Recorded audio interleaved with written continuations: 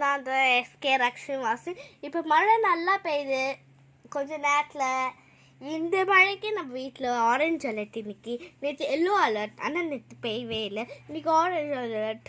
இன்னைக்கு இவ்வளோ பெய்யுதுன்னா அப்போ நாளைக்கு ரெட் அலர்ட்டுக்கு 1 செகண்டுக்கு 1 ஹாருக்கு இந்த மழை பெய்யுதுல, அதோட அதிகமாக கூட பெஞ்சிடலாம். ஸோ எல்லோரும் இன்றைக்கி இல்லை நேற்று வாங்கிட்டா ஓகே, இன்றைக்கி நேற்று வாங்கலைண்ணா இன்றைக்கி உங்களுக்கு தேவையான பொருள்லாம் வாங்கிக்கோங்க.